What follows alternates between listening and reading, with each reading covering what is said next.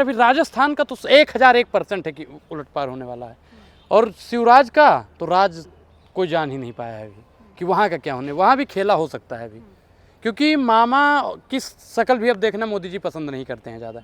और राजे से तो दूर दूर का आंकड़ा है। भाजपा की सरकार को दरकिनार करते हुए वसुंधरा राजे कांग्रेस में कदम बढ़ा रही हैं, जिनके पास 60 विधायक हैं और 60 विधायक घर में ही हैं, वो बाहर नहीं निकल रहे हैं। और राजनाथ को उनको बोला गया है, जिम्मेदारी दी गई है कि आप जाके समझाइए। अब भाई समझाया उसे जाता है जो ना समझा हो, और जो पहले से ही समझ के बैठा है कि कितना भी हमको समझाओगे हम समझेंगे नहीं, तो वसुंधरा राजे कांग्रेस से ये हाथ मिलाएंगी और वहाँ पे कांग्रेस की सरकार बनेगी। और लोग कहते हैं कि हाँ आप ही मुख्यमंत्री के लायक हो, 2 बार आपने सेवा भी दी है, तो उसको अगर मुख्यमंत्री नहीं बनाया जाएगा तो भैया राजस्थान की जनता के साथ में खिलवाड़ है। और प्रधानमंत्री नरेंद्र मोदी ने पहले चेहरा भी घोषित नहीं किया था। उन्होंने कहा कि अब की बार मोदी सरकार, अब की बार भाजपा सरकार, तो जनता कंफ्यूज हो गई थी कि भाई मुख्यमंत्री कौन बनेगा। जनता ने कह दिया चलो ठीक है अब की बार मोदी सरकार, तो लोग सोच रहे भाई मोदिया तो मुख्यमंत्री नहीं बनेगा। कन्फ्यूजन मैडम सबके अंदर आती है। देखिए ज्योतिरादित्य सिंधिया गलत थे भाई, मैं उनका समर्थन नहीं करता हूँ।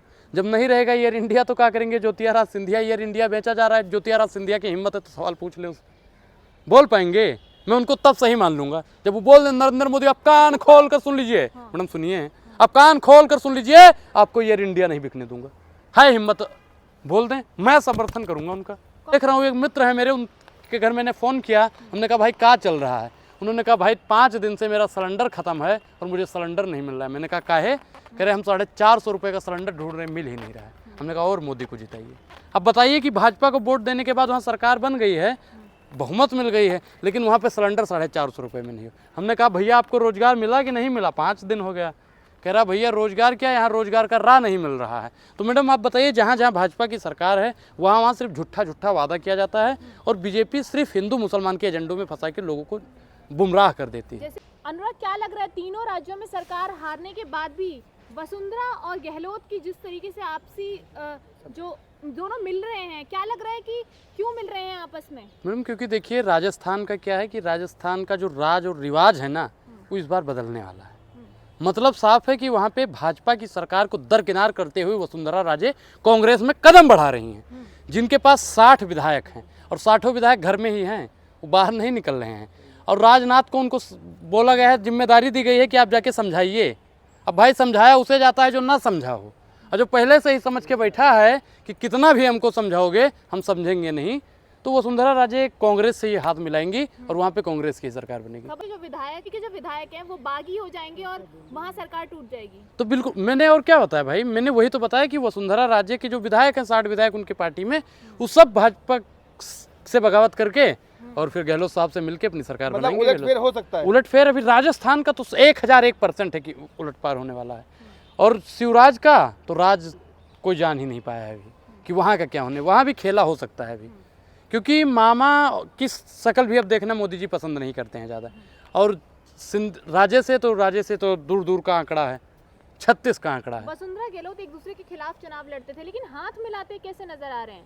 देखिए एक समय पे महबूबा मुफ्ती से भी प्रधानमंत्री नरेंद्र मोदी ने हाथ मिलाया था, तो अगर अशोक गहलोत से वसुंधरा राजे हाथ मिलाते हैं तो भाई गलत क्या है इसमें? अगर फ़ायदे के लिए कायदा बदला जाता है तो दिक्कत क्या है? उनको तो भाजपा मुख्यमंत्री बनाएगा नहीं, तो मैडम आप बताइए कि कांग्रेस अगर उनको मुख्यमंत्री बना दे तो क्या दिक्कत है? ईवीएम पर सवाल करते करते भाजपा के साथ मिलकर सरकार बनाने लगे आप लोग। नहीं देखिए ईवीएम पे आपने सवाल किया, ईवीएम का जो मुद्दा है जग जाहिर है, अब दुनिया को पता चल गया है कि ईवीएम से भाई चुनाव नहीं होना चाहिए, क्योंकि जो बड़े बड़े देश हैं वहाँ पे भी चुनाव हो रहे हैं, ईवीएम से नहीं हो रहा है, लेकिन बैलेट पेपर से चुनाव करवाया जा रहा है।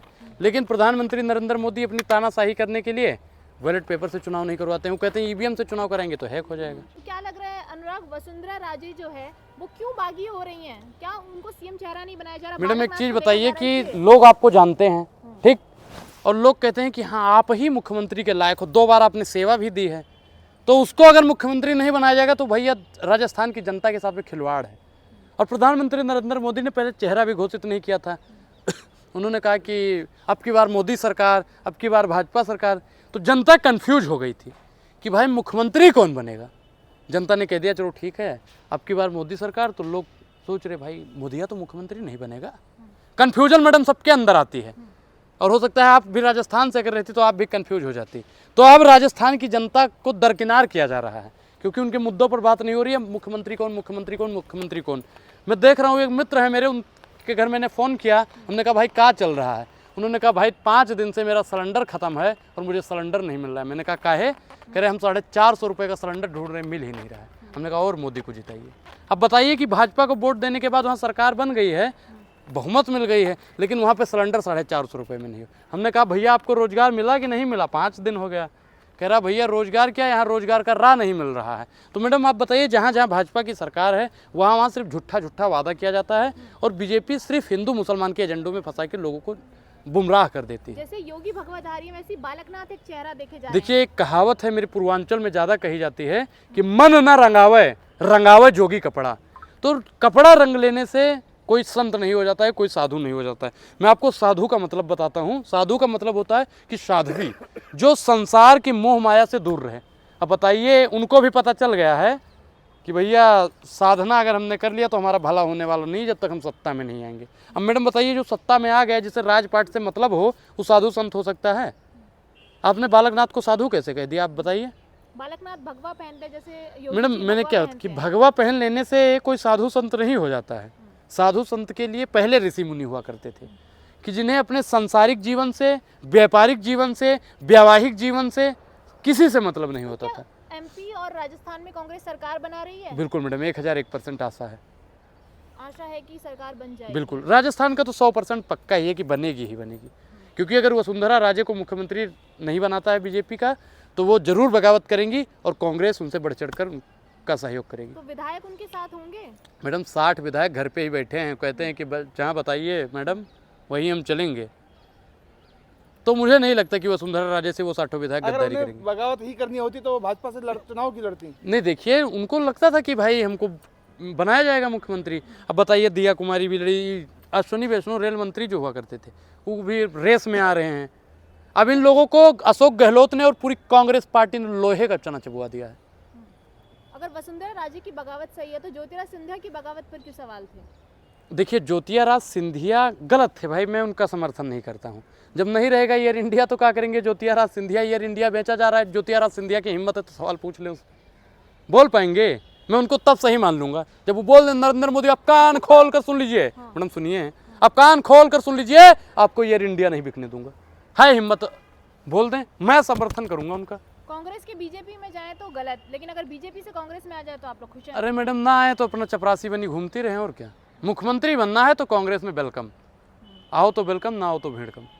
तो कांग्रेस स्वागत करिए? बिल्कुल स्वागत करेगी, बिल्कुल स्वागत करेगी। क्योंकि तो मैडम भाजपा को दरकिनार कराने के लिए हमें किसी से भी अशोक गहलोत का क्या होगा? अशोक गहलोत का क्या होगा? अशोक गहलोत ठीक है अपने यहाँ पे।